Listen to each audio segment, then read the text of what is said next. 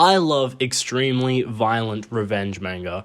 I don't really know why, but it's kind of like watching a Saw movie, seeing terrible people get put into crazy, elaborate traps and basically having no way to survive them. It's so much fun. I really enjoy it. Recently, I made a video talking about the manga Jujika no Rokunin.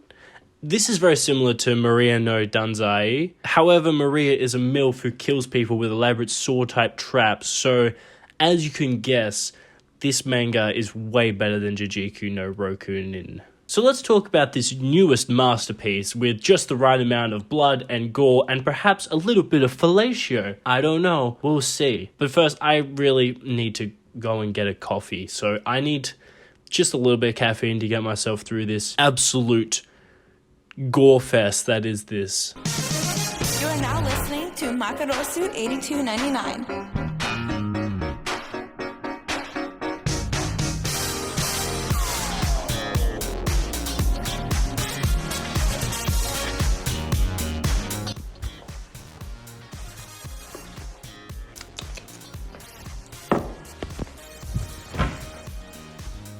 So this story starts with a kid being bullied super hard. You know, like in every other revenge story. However, this story isn't about this kid, it's actually about his mother, which is, you know, a little bit of a twist. Boy suffers from horrendous bullying every day, and all because he stopped the bullies from bullying someone else. So now they decide to take revenge on him for him just doing, you know, something nice and stopping them from bullying. They do some really fucked up things to this guy. They feed him bento, which is full of cockroaches, and laugh as he vomits everywhere. But the main bully is super nice, you know? He doesn't damage the guy's head. No damage on his face. He keeps his beautiful face no matter what. The mother of the boy thinks there might be something going on, but, you know, she can't actually be sure.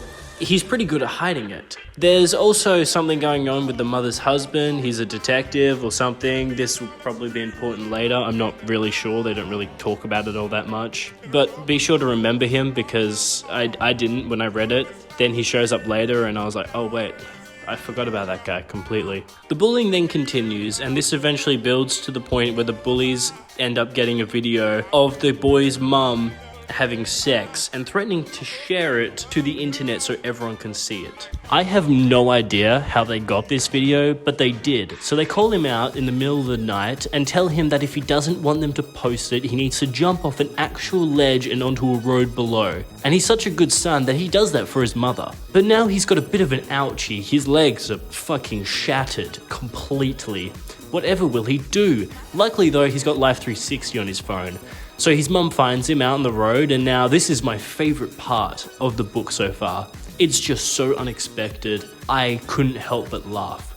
He's still lying on the road with his broken legs, like, I mean, shattered legs. But right before she's able to reach him, out of nowhere, a truck flies by and he goes straight under the tires, absolutely shredding the kid. Like, he gets turned into mincemeat. I'm gonna be honest, I laughed. It was just so shocking, I couldn't help but burst out laughing. It was too funny, I'm sorry. After this happens, while the mother is sobbing, the main bully says, damn, I let him win and escape. What the fuck does that even mean?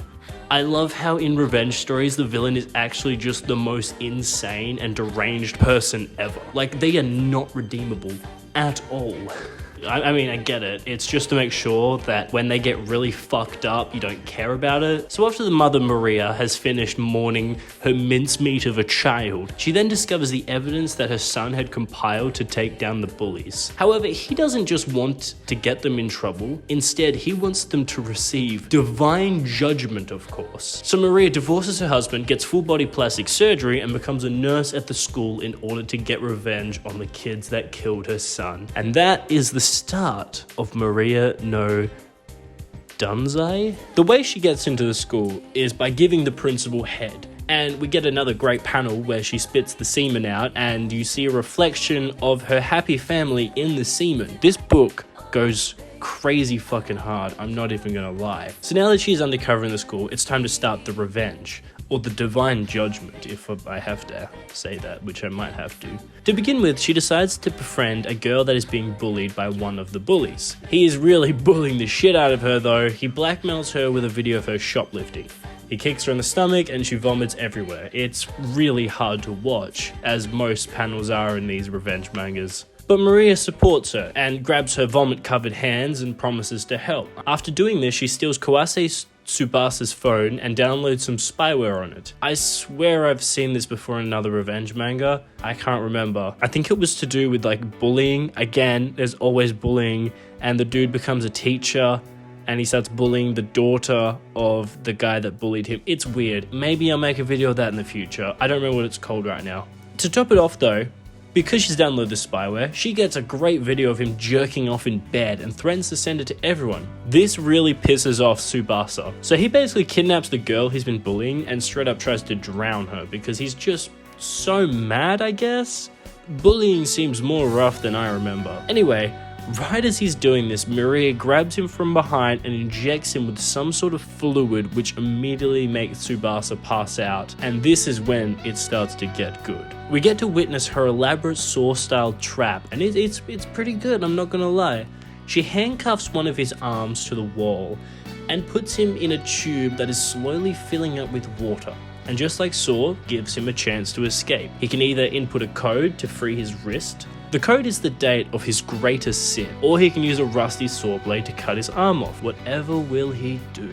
I have no idea. I've read this stuff. I know what happens. So he first tries to guess the code. He assumes the date of his greatest sin was when he killed Maria's son, but he can't remember the day he killed a person. So he grabs a rusty saw and then proceeds to try to cut his hand off. However, if you don't know, rusty blades aren't as sharp as not rusty blades. Fun fact. So he gets stuck on the bone in his wrist, and he just has a bit of a sook about it, you know, as the water fills up, eventually drowning. I mean, he got what he deserved, I guess.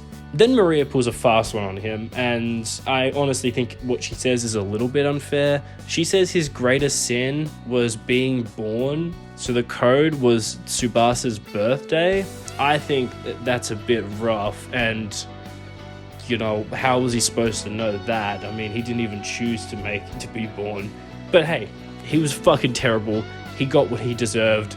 That's kind of the deal with these things, I guess. So he's dead, and in such a fun way. It was great. Really good read. I enjoyed it. So she burns his corpse and has a little bit of a cry over her dead son, of course, you know, again. She then dramatically says, 4 to go. I love killing kids. It's super cool. I fully support Maria, and it's not just because she has massive mummy milkers. I swear I can fix her. There is then a fun reintroduction to the ex-husband who was doing something, I think. I'm not actually sure what he's up to. A teacher talks to Maria about Tsubasa and asks if he ever spoke to her before he went missing, and she denies he ever did, which is a lie, you know, because why would she admit to killing a kid? I mean, it's just basic storytelling, you know. The bully friend group discussed the disappearance of their friend, and we finally got an introduction to another bully. It only took a little while, and this new bully is really great. She is just constantly girl bossing, you know. She blackmails men that try to sleep with her by saying that she's 21, when actually she's underage. Then has people come in and threaten to report him for sleeping with a minor unless he pays them. And then buys cute dresses to impress the king bully, because that's kind of every bully's deal. They just really want to impress the main bully. Because, you know, he's super cool and awesome and we love him. He's the best. The final chapter ends with Maria telling another teacher some unsavory rumors about Kumi, the girl that we just got introduced to. And that's where we're currently at with this story. Isn't it great? I love it. I'm such a sucker for revenge manga, and I feel like this has some real potential. I just hope the crazy sword traps get more insane and crazy, and we don't go off the edge and add cult shit like Jujika no Rokunin. I'll be reading this whenever new chapters come out, and I might come back to it if it gets more violent and insane in the future. On that note, I hope you enjoyed. I'll be back with some more videos. Please subscribe to be aware of future videos. I'll see you later, hopefully, unless I get caught in a sword trap by a sexy nurse. Wouldn't that just be the worst? In all seriousness, I'd saw my hand off for Maria. Thank you. Have a good day.